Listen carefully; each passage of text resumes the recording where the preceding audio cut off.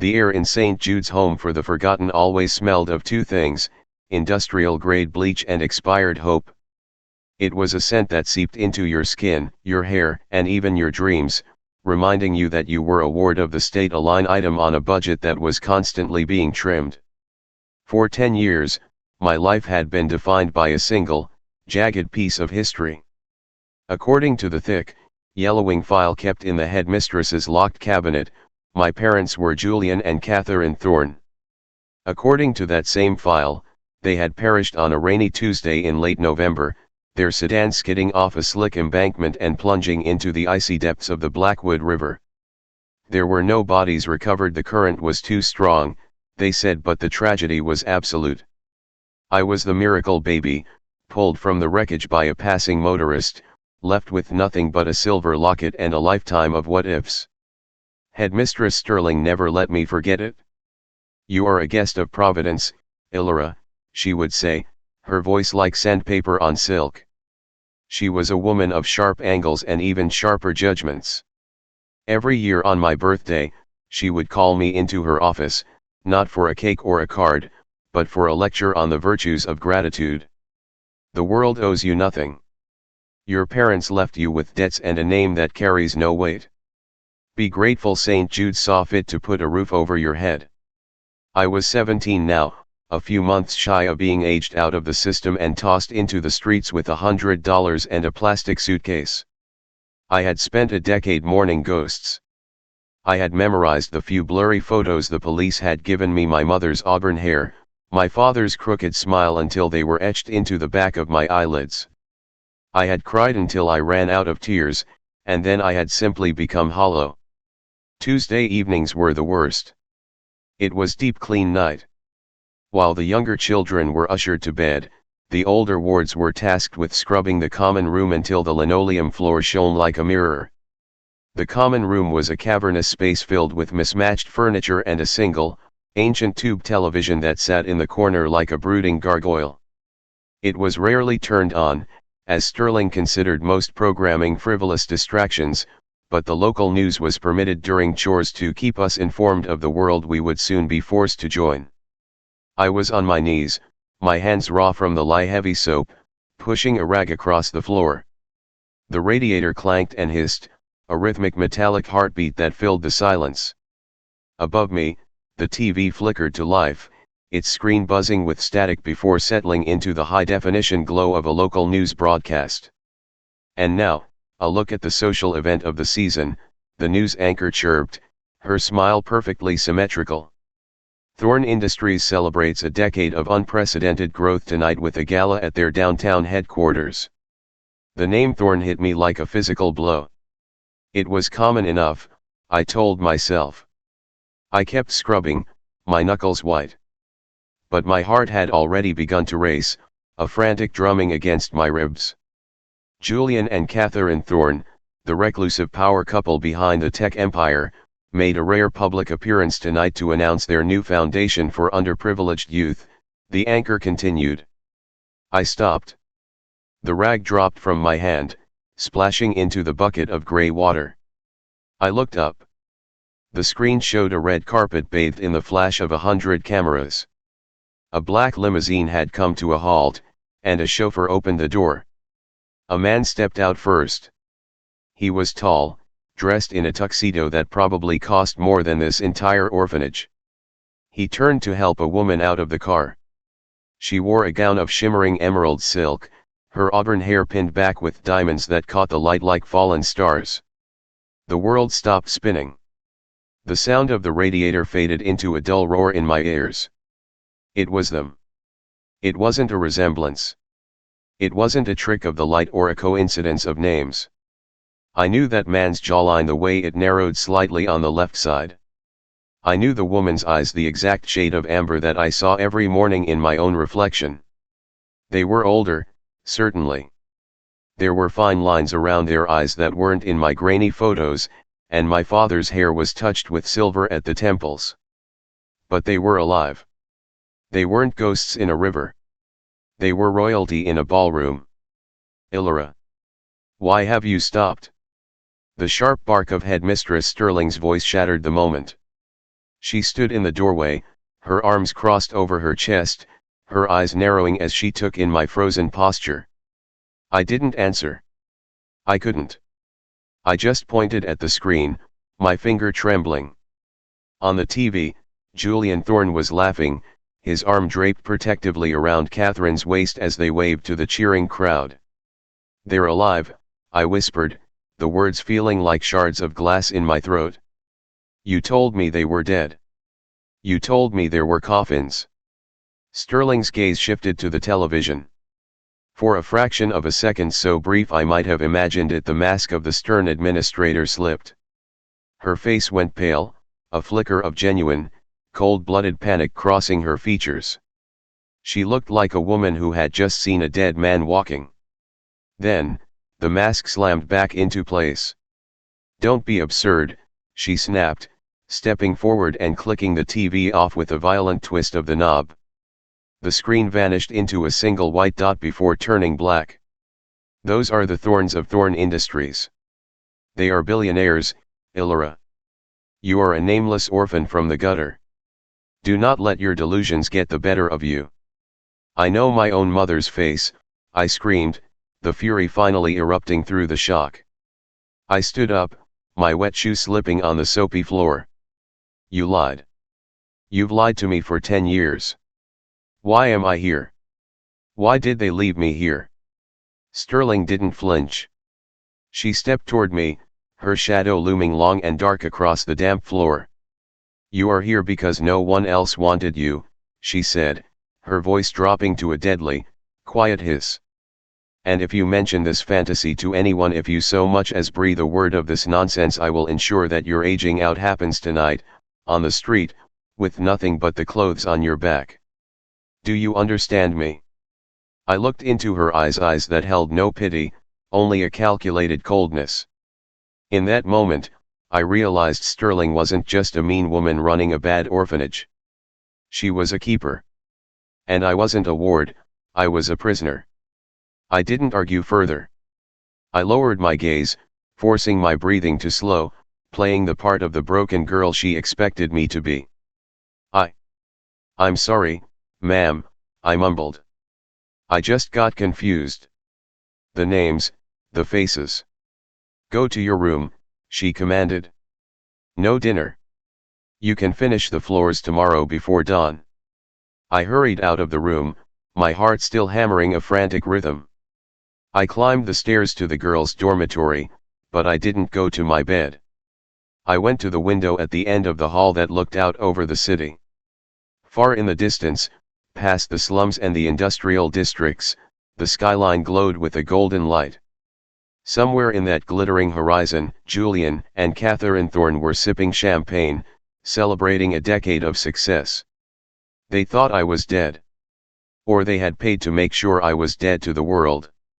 Sterling had made a mistake tonight. She had shown me her fear. She had shown me that the lie was fragile. I reached into the collar of my scratchy wool uniform and pulled out the silver locket I had worn since I was a baby. I snapped it open. Inside was a tiny, faded photo of the two people I had just seen on the news.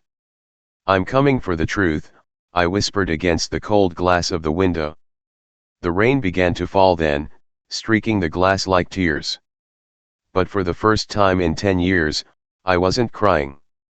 The grief that had weighed me down for a decade had burned away, replaced by a cold, white-hot cinder of resolve.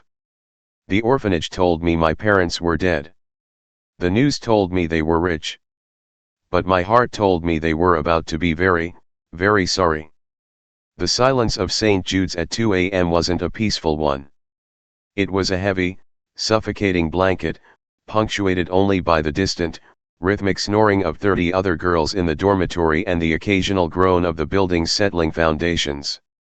I lay rigid on my thin, lumpy mattress, my eyes fixed on the water-stained ceiling. Every time I closed them, I saw it again, my mother's elegant hand reaching out of the limousine, my father's expensive watch glinting under the paparazzi flashes. They were alive. They were thriving.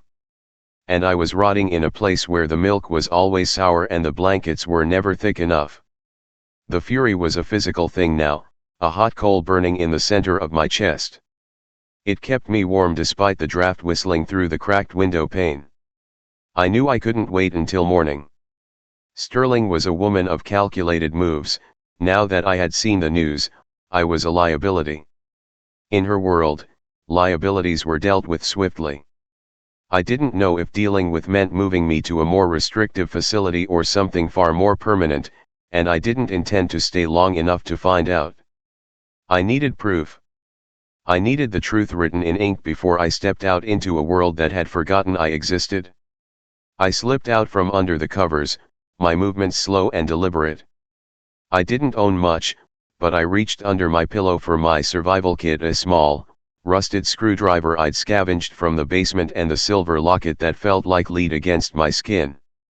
I didn't pack a bag yet. A bag made noise. A bag meant I was leaving. For now, I was just a ghost haunting the hallways. The dormitory door creaked, a sound that felt like a gunshot in the stillness. I froze, holding my breath until my lungs ached. No one stirred. I stepped into the corridor, the linoleum cold and tacky beneath my bare feet. The walk to the administrative wing felt miles long. Every shadow cast by the dim emergency lights looked like Sterling waiting for me, her face twisted in that predatory smile. I bypassed the main staircase, opting for the service flight behind the kitchen. It was narrower, steeper, and smelled of grease and old cabbage, but it didn't have the floorboards that groaned like dying animals. I reached Sterling's office door. It was heavy oak, polished to a mirror finish, a stark contrast to the peeling wallpaper of the children's quarters. I knelt, my heart hammering against my teeth, and pressed my ear to the wood. Nothing. I pulled out the screwdriver. I wasn't a master thief, but 10 years at St. Jude's teaches you things. You learn how to hide food, how to lie with a straight face, and how to bypass the simple warded locks that Sterling used to keep us out of the pantry. This lock was better, but the door frame was old. I wedged the metal into the gap, praying to a God I hadn't spoken to in years, and lurched my weight against it. With a muffled thwack, the bolt slipped. I was in. The office smelled of lavender, expensive tobacco, and something metallic, the smell of power. I didn't dare turn on the desk lamp. Instead, I used the small, plastic pen light I'd swiped from the infirmary weeks ago. Its weak, bluish beam cut through the darkness, illuminating a space that felt more like a boardroom than a charity office. I headed straight for the filing cabinets. They were organized with terrifying precision. A.D. E.H. I skipped to T. Thorn. My heart skipped a beat as I saw the tab. I pulled the folder out, expecting it to be thin, just a few pages of tragic accident reports and death certificates. Instead, it was thick, stuffed with heavy bond paper and legal documents. I spread the contents onto the mahogany desk, my hands trembling.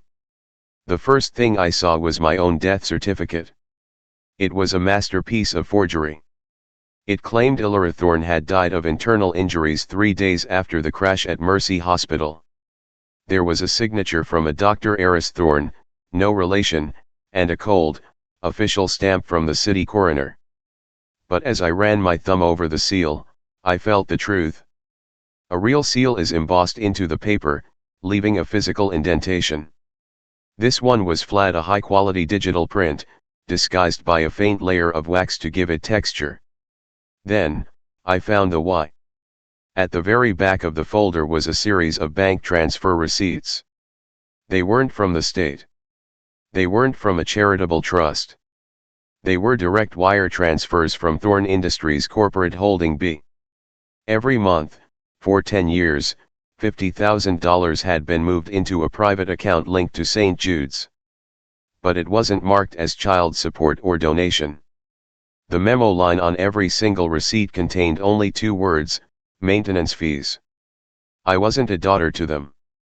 I wasn't even a tragedy. I was a piece of equipment being stored in a warehouse. I was maintained. My breath hitched as I pulled out a final piece of paper. It wasn't a formal document, It was a scrap of expensive, cream-colored stationery, the kind my mother, the woman on the TV, would use for social invitations. The handwriting was elegant, slanted, and cold. The girl is erased. The debt of the 2016 shortfall is considered settled in full. Ensure she remains unaware of her lineage. Any leak of her existence will result in the immediate cessation of all charitable funding to your institution and the personal ruin of your board. She is a ghost, Sterling. Keep her in the graveyard.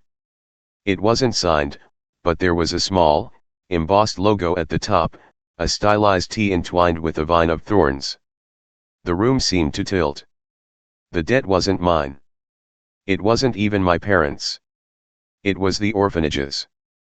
I realized with a sickening clarity that St. Jude's had been failing a decade ago. Sterling had been desperate. And my parents had bought her silence. They hadn't been killed in a car crash. They had used a car crash as a stage curtain to drop on the life of a daughter they no longer wanted. Why? Was I a mistake? A PR nightmare? Or just an inconvenience to a burgeoning empire? Maintenance fees, I whispered, the words tasting like ash. I'm just a line on a ledger. Suddenly, the heavy click of a heel sounded in the hallway. I didn't have time to put everything back perfectly. I shoved the forged death certificate and the handwritten note into the waistband of my leggings, tucking the bank receipts back into the folder. I slid the drawer shut just as the beam of a flashlight swept across the frosted glass of the office door. I dived under the massive mahogany desk, my heart thundering so loudly I was sure it would give me away. The door opened. The scent of lavender grew stronger. I know you're awake, Illyra, Sterling's voice purred into the darkness. She didn't turn on the overhead lights. She stood in the doorway, her flashlight playing over the desk, the chair, the cabinets. I saw the light from the infirmary pen. You were always a clumsy little thief. I pressed my back against the rear of the desk, pulling my knees to my chest. I could see her sensible black pumps just inches away from my hiding spot. You think you found a secret, she continued, her voice sounding almost bored. You think you found a way out. But all you found is the reason you're still breathing.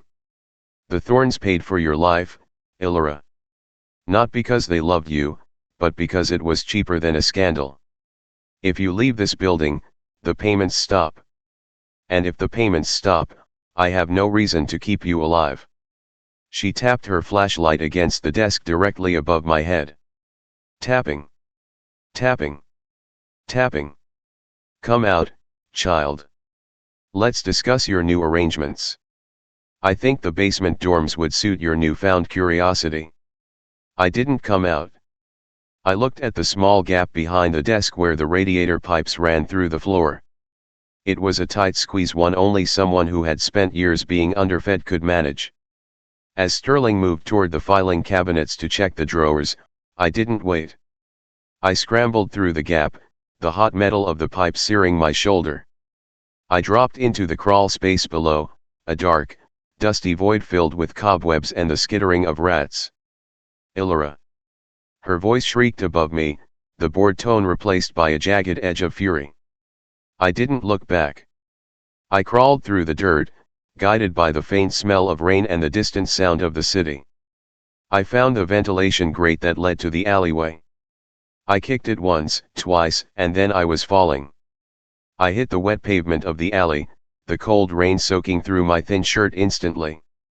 I was scratched, burned, and terrified, but I had the papers pressed against my skin. I looked up at the towering, dark silhouette of St. Jude's. For 10 years, it had been my world. Now, it was just a building. I turned toward the glowing lights of the city center, where the tall buildings touched the clouds. My parents were up there, in their castle of glass and lies. They thought they had erased me. They thought the debt was settled. They were wrong. I was Illyra Thorne, and I was the one debt they could never afford to pay. The rain was no longer a drizzle, it had transformed into a relentless, icy deluge that turned the soot-stained streets of the industrial district into a maze of black mirrors. Every drop that hit the pavement felt like a needle prick against my skin, a cold reminder that I was no longer under the protection, however suffocating, of St. Jude's. I stood in the shadow of a dumpster, my breath coming in ragged, white plumes. The sting on my shoulder where the radiator pipe had kissed my flesh was a dull, throbbing roar, but it was nothing compared to the fire in my gut. I looked down at the documents tucked into my waistband. They were damp, but the ink held. The maintenance fees receipt. The note about the debt. These were my birthright now. They were the only things that proved I wasn't a ghost. I knew the perimeter of St. Jude's like the back of my hand. The orphanage was surrounded by an 8-foot wrought iron fence, topped with rusted spikes designed more to keep the world out than to keep us in. Most of the kids here had nowhere to go, so the idea of escape was a foreign concept, a joke whispered in the dark of the dormitories. But I wasn't just escaping from somewhere, I was moving towards something. Before I could head toward the city lights, I had to double back to the kitchen entrance. I had no money, no food, and my shoes were already waterlogged. I needed my run bag, a small, tattered knapsack I'd hidden months ago in a hollowed-out section of the brickwork near the pantry. As I reached the corner of the building, a small, pale face appeared at the first-floor window. It was Leo. Leo was barely 10, a boy with eyes too big for his face and a habit of stuttering when he was frightened. He was the only person in that hellhole I actually cared about. I had shared my meager rations with him for years, and in return, he had been the only one who didn't look at me like I was a ticking time bomb. He pressed his hands against the glass, his mouth falling open. I froze, my heart leaping into my throat. If he cried out, if he woke the cook, it was over. I put a finger to my lips, signaling for silence. Leo nodded slowly, his eyes wide with a mix of terror and awe. I gestured for him to open the window. With a struggle that made my chest ache, he slid the heavy sash up just a few inches. "Ilora," he whispered, the sound barely audible over the drumming rain. "What are you doing?" "Sterling, she's looking for you."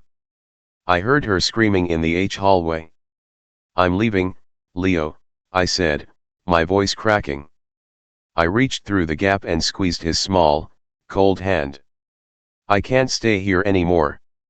They lied about everything. Where will you go?" "It's dark. And the black cars, they come for the runaways." The black cars were an urban legend at St. Jude's, the idea that the state sent men in suits to dispose of the children who tried to break the system. Looking at the Thorn Industries logo on the papers in my hand, I realized the legends weren't far from the truth. "I'm going to find my parents," I told him, the words feeling heavy and strange on my tongue. "I saw them, Leo. On the news.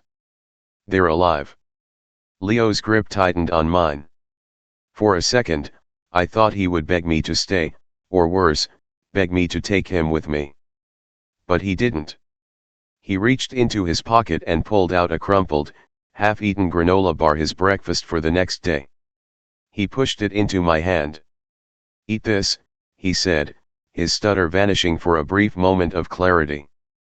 "And don't come back. No matter what, Ilora. Don't let them catch you." "I won't," I promised. I pulled the silver locket from my neck, the only beautiful thing I owned, and pressed it into his palm. "Keep this.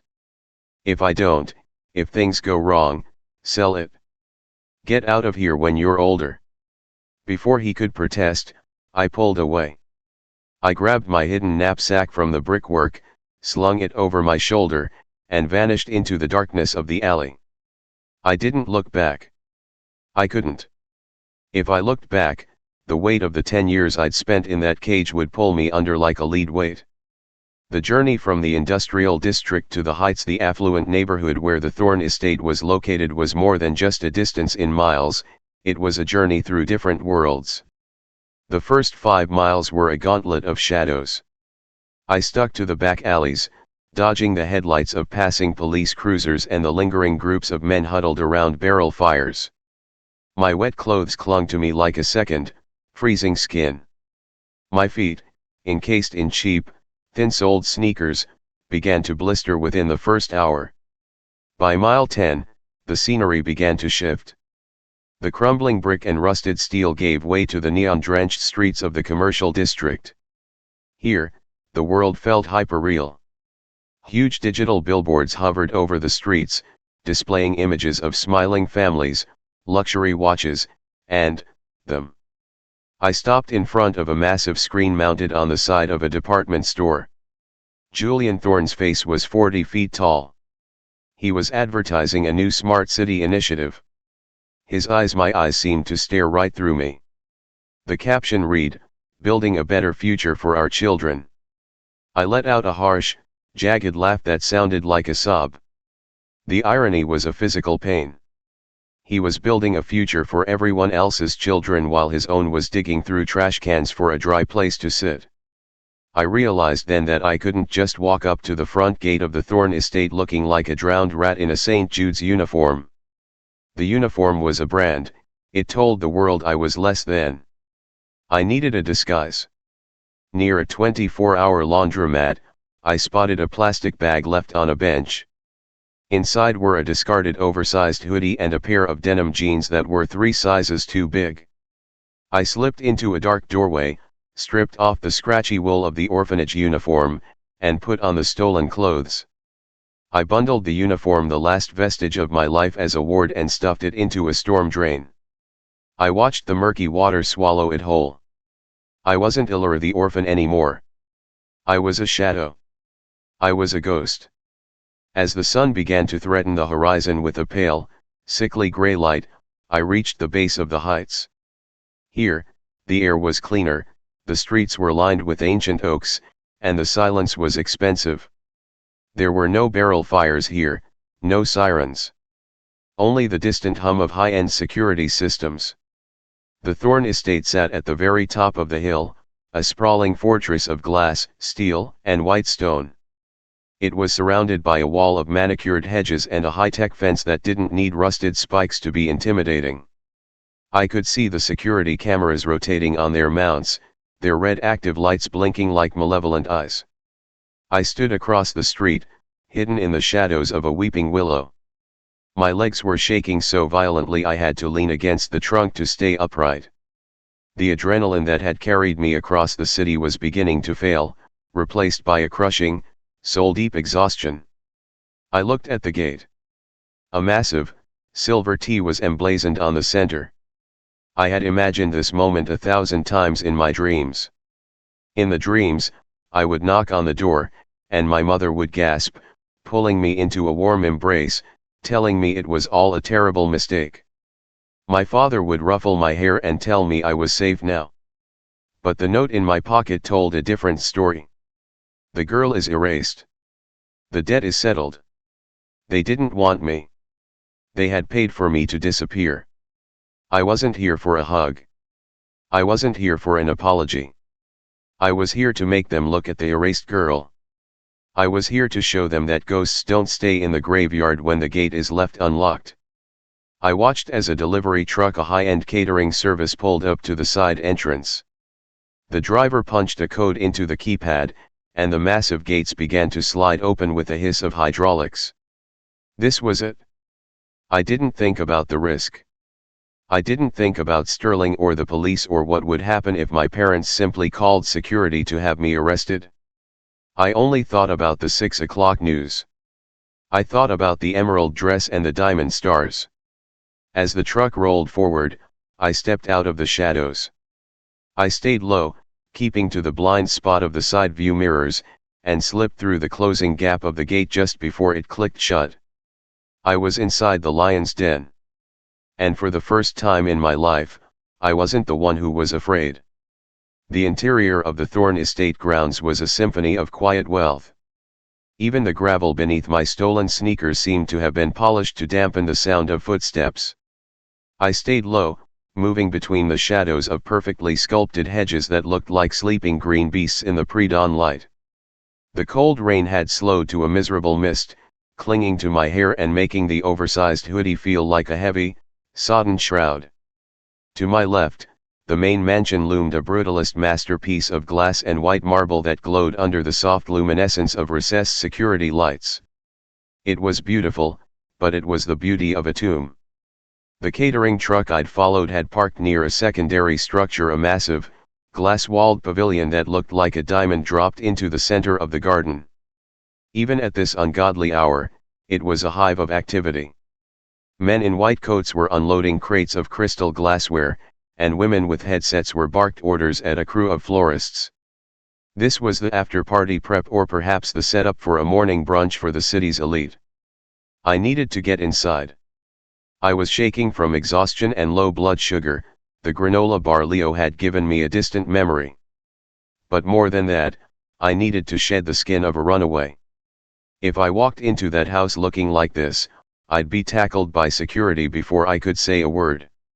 I found my opportunity near the service entrance of the pavilion. A rolling rack of white server jackets had been left unattended for a moment while the staff moved a heavy table. I didn't hesitate. I slipped out of the shadows, snatched a jacket from the end of the rack, and ducked behind a stack of empty champagne crates. I stripped off the wet, oversized hoodie, shivering as the damp air hit my skin. I pulled on the white jacket. It was too large, the sleeves hanging over my hands, but it was clean. It was a uniform. In a place like this, a uniform made you invisible. People didn't look at the faces of the help, they looked at the trays they carried. I stuffed my damp documents, the death certificate and the note, into the deep inner pocket of the jacket. They felt like a loaded gun against my ribs. "You. New girl." A voice barked. I jumped, my heart nearly stopping. A woman with a clipboard and a tight, silver bun was staring at me from the doorway.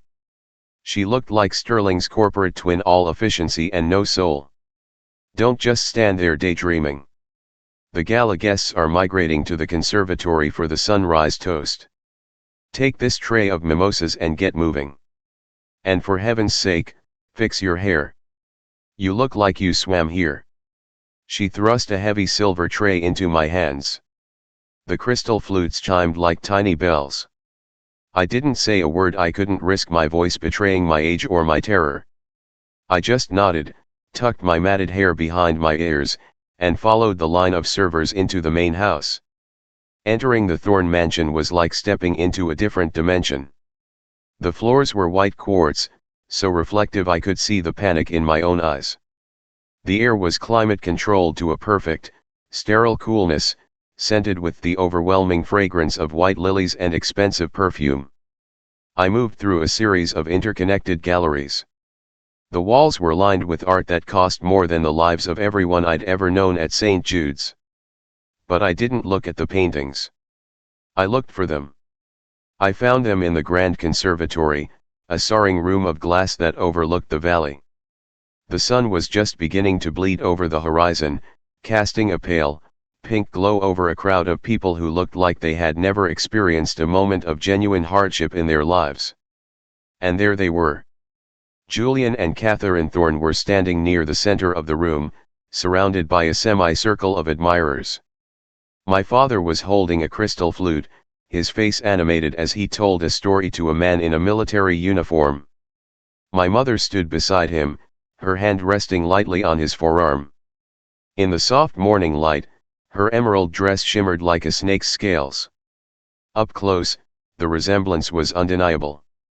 I felt a surge of nausea so strong I had to grip the edges of the silver tray to keep from dropping it. I had spent 10 years imagining their faces, and here they were not 3 meters away. I began to walk toward them. My feet felt heavy, as if I were moving through deep water. The other servers moved around me like schools of fish, but I was a shark, silent and focused. A guest reached for a drink from my tray, but I pulled it away, my eyes locked on Catherine. She was laughing at something the man in uniform had said, a light, melodic sound that felt like a knife in my ear. I reached the inner circle. The conversation died down as I stepped into their space. I wasn't supposed to be here, the servers were meant to stay on the periphery. Excuse me, miss, my father said, his voice smooth and authoritative. He didn't look at my face, he looked at the tray. I think we've had enough for now. I didn't move. I lowered the tray slowly, placing it on a nearby marble pedestal. Julian, I said. His name felt strange in my mouth. Heavy. Wrong. My father's head snapped up. No one called him by his first name here, especially not the help. He finally looked at my face. He looked at my amber eyes, my sharp jawline, the way my hair curled at the temples exactly like his own. The smile slid off his face. The glass in his hand didn't fall, but his knuckles turned white. What did you say? He whispered. Beside him, Catherine turned.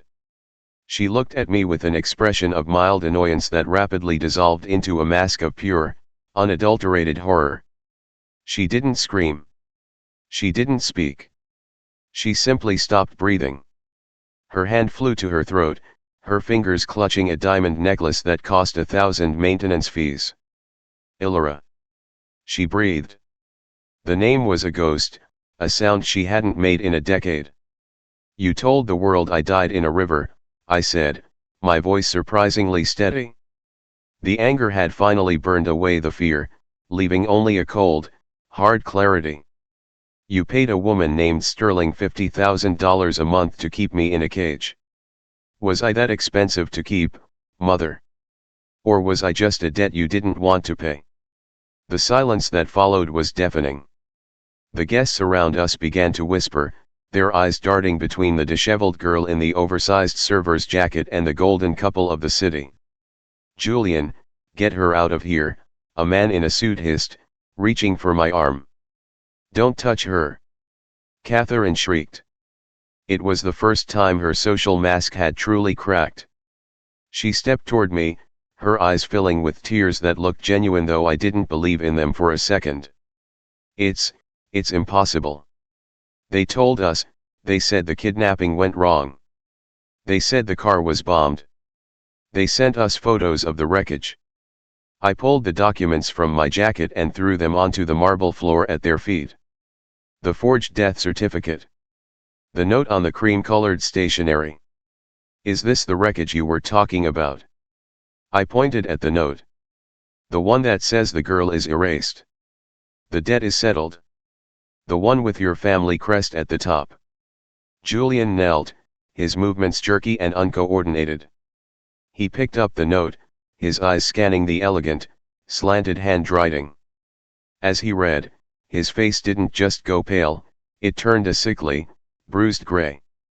This isn't my writing, he whispered, looking up at Catherine. Catherine, this isn't mine. She took the paper from him, her hands shaking so violently the paper rattled. She read it once, then twice. She looked at the signature of the debt settlement. This is my father's, she whispered, her voice breaking. He told us you were dead, Illyra.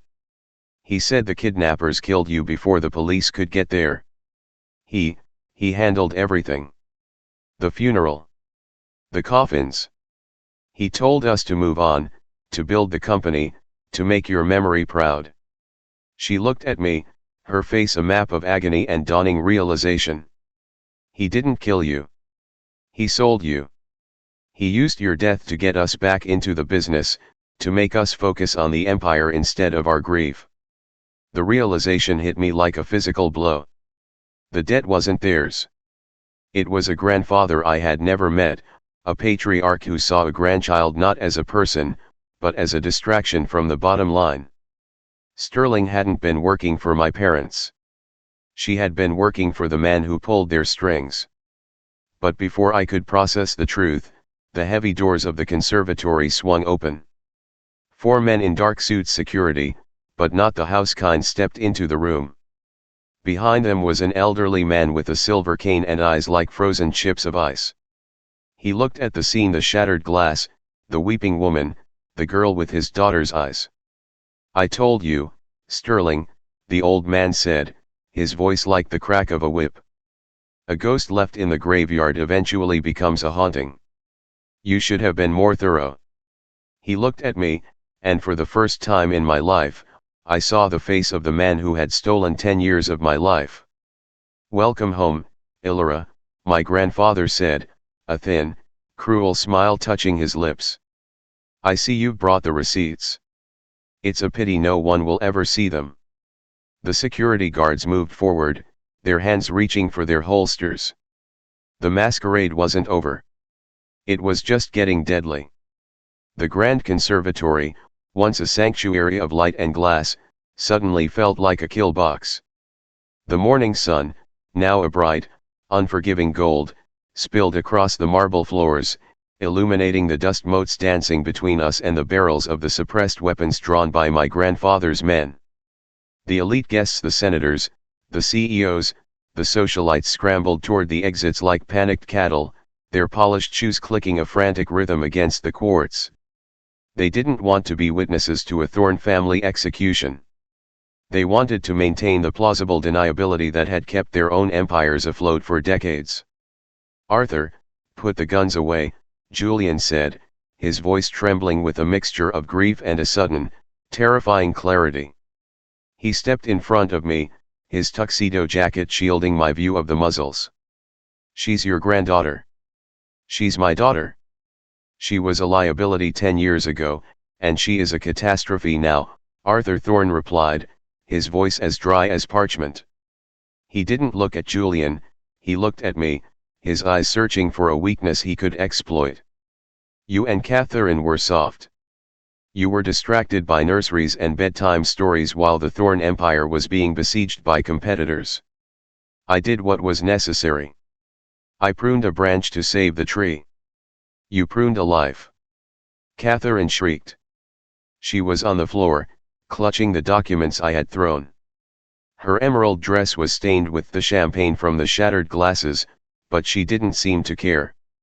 "You let us mourn a child who was alive in a gutter just miles from our home." "I gave you focus," Arthur snapped. "And look at what you built. Look at the power you hold. Do you think that would have happened if you were busy being parents?" The security guards moved in, a tight, professional circle. One of them reached out to grab my shoulder, his hand heavy and smelling of gun oil. I didn't recoil. I didn't scream. I simply reached into the inner pocket of my white server's jacket and pulled out a small, cracked smartphone. It wasn't mine. I had swiped it from a charging station in the kitchen when I was stealing the jacket. "You're right about one thing, grandfather," I said, my voice cutting through the tension like a razor. "A ghost left in the graveyard becomes a haunting. But you're an old man living in an old world. You think you can silence me with a gun and a bribe?" I turned the screen toward him. It was a live streaming app. The red live icon blinked steadily in the corner. The viewer count was already in the tens of thousands and climbing, a side effect of being in a room full of the city's most famous influencers and journalists who had been tweeting about the incident since I first spoke. "The audio has been streaming since I walked into this room," I lied mostly. I'd actually started the stream the moment the guns came out. "Every word you just said about pruning branches and necessary evils is currently being recorded by 3 different cloud servers. If your men pull those triggers, you won't just be a murderer. You'll be a murderer whose confession is the top trending video on the planet." Arthur's face twitched. For the first time, the icy composure cracked. He looked at the phone, then at the men around him. In his world, secrets were buried in paper trails and hush money. He didn't understand the viral velocity of the digital age. He was a dinosaur watching the meteor hit the horizon. "Give me the phone, Illyra," he said, his voice dropping an octave into a low, predatory growl. "No," I said. "And if any of your cleaners move another inch, I'll hit the button that sends the internal maintenance fee receipts to every major news outlet in the country. I already have the email drafted. It just needs a thumbprint." The standoff lasted an eternity. Julian looked at me, then at his father. The man who had been his god, his mentor, and his tormentor was standing there, exposed as a monster. "It's over, Dad," Julian said. He reached out and gently pushed the barrel of the nearest guard's gun toward the floor. The guard hesitated, then lowered the weapon. He knew who signed the paychecks, and the hierarchy was shifting in real time. "You can't do this," Arthur hissed. "You'll lose everything. The company, the estate, the legacy." "I lost my daughter 10 years ago," Julian countered, his voice finally finding its steel. "Everything else is just glass and stone. I'm calling the police. Not the ones on your payroll, Arthur. The real ones." Outside, the sirens were already wailing. The after-party had been crashed by a different kind of guest. The next hour was a blur of blue and red lights. I watched from the balcony of the conservatory as the police swarmed the estate. I saw Headmistress Sterling being led out of a black sedan in handcuffs. Apparently, the digital trail I'd uncovered in her office had been enough for a preliminary warrant. She looked small without her mahogany desk and her terrifying shadow. She looked like a common criminal. Arthur Thorne was escorted out through the back entrance, his silver cane clicking one last time on the marble. He didn't look back. He was already composing his legal defense, no doubt, but the Thorne name was already being dragged through the mud on every television screen in the country. The house was quiet now, the guests long gone, the investigators working in the lower levels. I sat on a velvet sofa that felt too soft to be real, a thick wool blanket draped over my shoulders. Catherine sat a few feet away, her eyes red and swollen. Julian stood by the window, looking out at the city he helped build, the city that now knew his darkest secret. We have so much to explain," Catherine said, her voice trembling. "Illyra, if we had known, if we had even suspected." "I know," I said. And the strange thing was, I actually believed her. I had seen the look on her face when she realized it was her father's handwriting on that note. She wasn't a villain, she was a victim of a different kind of cage, a gilded one built by a patriarch who traded blood for stock options. "What happens now?" Julian asked, turning toward me. He looked at me with a mixture of hope and devastating guilt. "We have a room for you. We can get you the best doctors, the best teachers. We can make up for the time." I looked at my hands, the hands that had scrubbed the floors of St. Jude's for a decade. I looked at the silver locket I'd given to Leo, wondering if he was safe. "You can't make up for 10 years, I said gently. "You can't buy back the birthdays I spent wishing I was dead so I could be with you. You can't erase the smell of that orphanage or the way Sterling used to look at me like I was a broken tool." Catherine let out a choked sob. "But," I continued, "I don't want to be a ghost anymore. And I don't want to be a Thorne Industries asset." I stood up, the blanket sliding off my shoulders. I felt lighter than I ever had in my life. The debt was settled, but not the way Arthur had intended. "I'm going to help the police finish the investigation into St. Jude's," I said. "There are 30 other kids in that place who don't have parents on the news. They need someone to tell their stories. After that, I want to go to school. A real one. Somewhere where no one knows my last name." "We'll pay for everything," Julian said eagerly. "Whatever you need." "I know you will," I said, a small, tired smile touching my lips. "But for the first time, it's not going to be a maintenance fee. It's going to be because you want to be my father. And maybe, one day, I'll be ready to be your daughter." I walked out of the Thorne estate on my own 2 feet. I didn't take the limousine. I didn't take the silk coats or the diamonds. I wore my stolen jeans and the oversized hoodie, the erased girl walking into the light of a new day. As I reached the gates, I saw a familiar face waiting by the police perimeter. It was Leo. He was wrapped in a brand new, oversized police jacket, holding a cup of cocoa. He saw me and his face lit up like a Christmas tree. "Illyra!" he shouted, waving his free hand. You did it? You're on the TT television. I laughed, a real, genuine sound that didn't feel like it was breaking my throat. I walked over to him and pulled the silver locket from my pocket. I'd managed to grab it back from the evidence pile when the officers weren't looking. Keep it, Leo, I said, tucking it into his pocket. It's a reminder. No matter what they tell us, we aren't forgotten. We're just waiting to be found. I looked back at the Thorne estate one last time. The glass was still shining, but the shadows were gone. The news was still reporting on the scandal, the anchors talking about the orphan heiress and the fall of a titan. But as I walked down the hill with Leo at my side, the headlines didn't matter. The orphanage told me my parents were dead. The news told me they were rich. But I finally knew the truth. I was alive. And for the first time in 17 years, the story was mine to write.